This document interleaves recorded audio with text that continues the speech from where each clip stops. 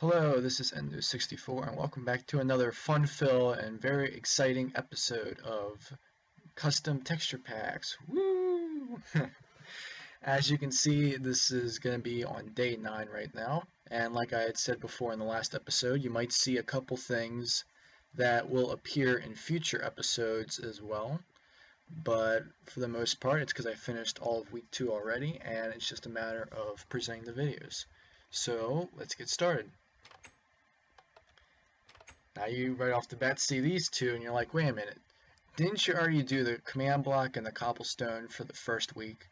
Yes, and I'll explain why those two are sitting there for this week. We also have endstone portal, netherrack, nether quartz oil. Did I just say nether quartz oil? Nether quartz ore, map, which we already had a map, but I will explain the purpose of the map, and icons, which if you're not sure what icons are, they are specifically the hearts and also the hunger that you see located at the bottom of your screen.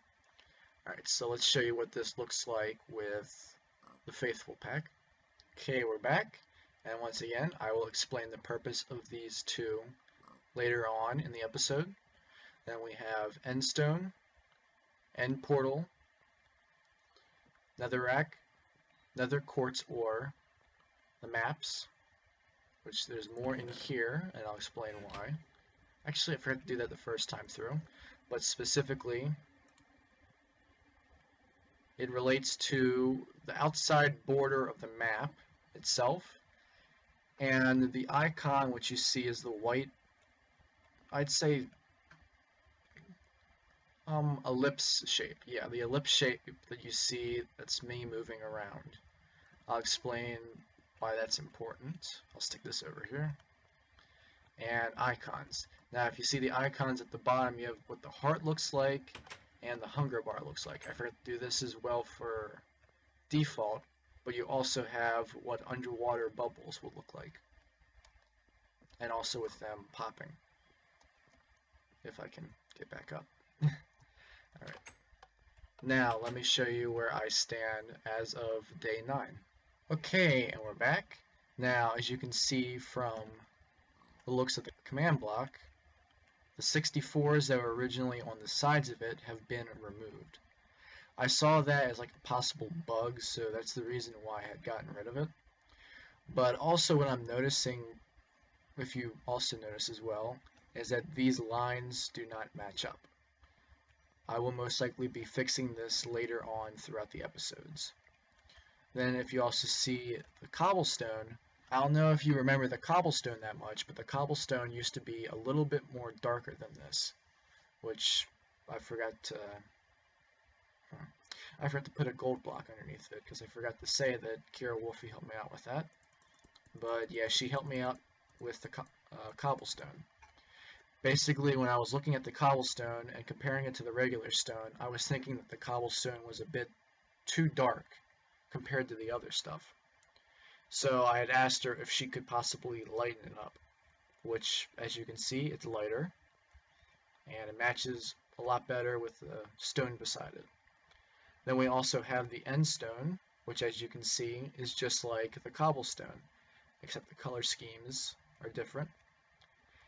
The endstone portal's top part might not look any different, but the bottom part where the actual stone is different, because it matches up with the stone over here.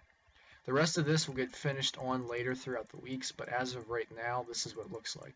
I think when I actually do the Eye of Ender and the Ender Pearls itself, I'll also work on the portal.